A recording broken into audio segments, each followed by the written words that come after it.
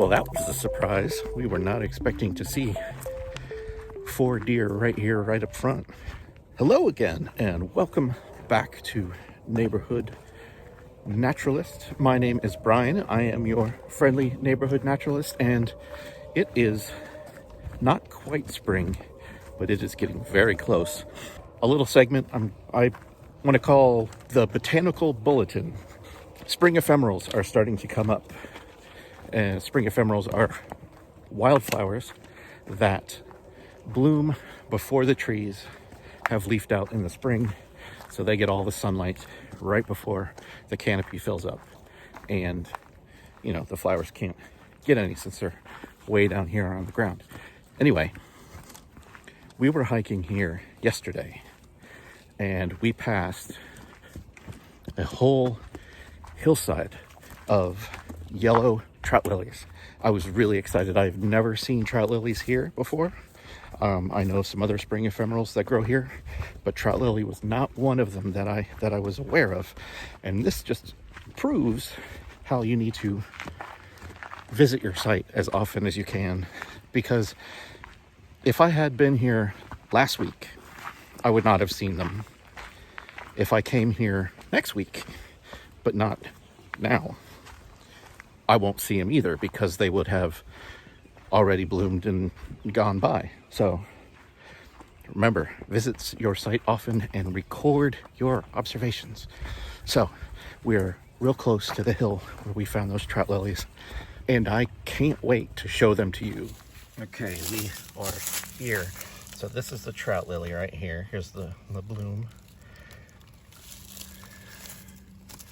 And you can see they're all over this hillside. We can keep walking down this way.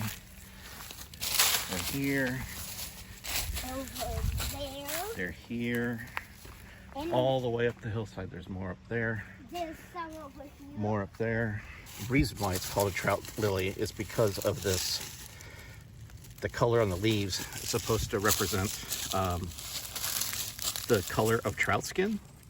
Not sure what the person who described these was going for, but you know, whatever. So these grow 2 leaves like this, each plant.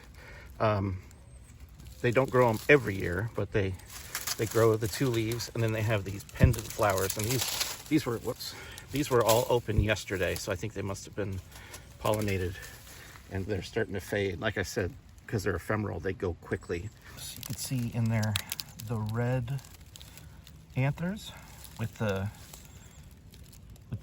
reddish orange pollen on them. They actually come in 2 different color forms. There's one with yellow anthers and then one with red anthers. And these all, let's see, there's a couple more right here. Yeah, that one's red. But they mostly spread through runners under the ground, which is why, you know, there's patches up there. You found one with yellow stain?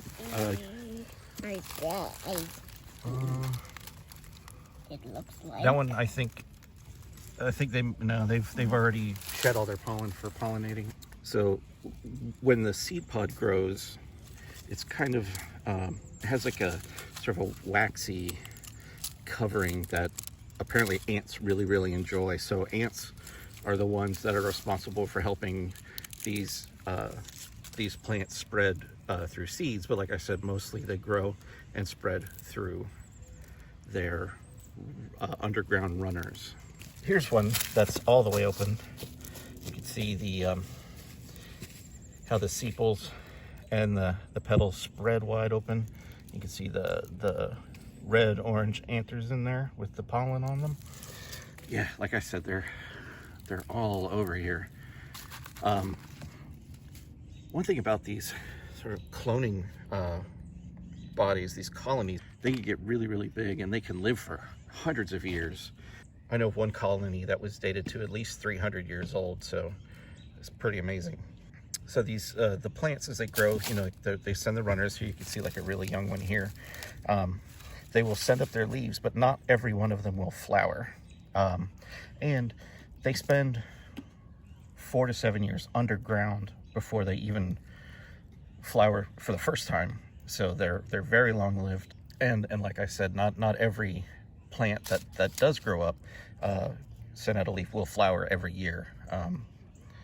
So the amount of trout lily that's actually in this spot is way more than what we're actually seeing. And apparently every part of this plant is edible, from the leaves, the stems, the flowers, down to the corms and the roots underground. You can make tea out of them. You can put them in a salad. They are emetic, which means it's, if you eat it, it will make you throw up.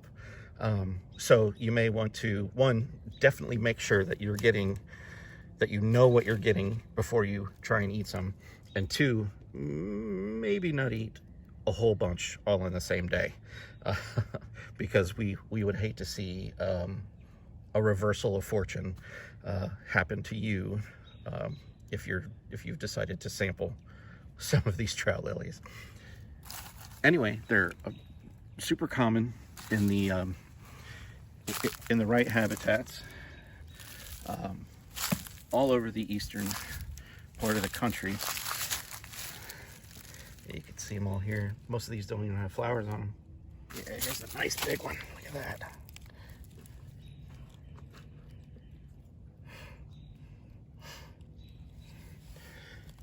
Oh, these are so cool.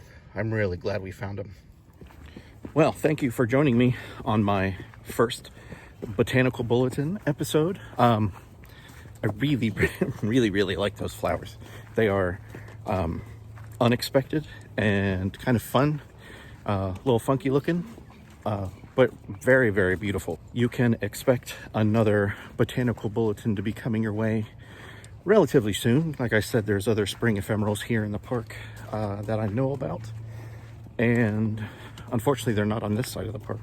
We'll have to cross over and visit the other side to catch them. We did walk through their habitat yesterday, and they hadn't come up yet. So we will keep an eye out for that species, and when they come up, you will be the first to know. Thank you for joining us for another episode, and we'll see you next time. Bye. Just a quick postscript, not to put out any spoilers there, but you may soon be seeing a fishy flyer or a birdie broadside, so make sure you're subscribed so you don't miss any of those. Bye.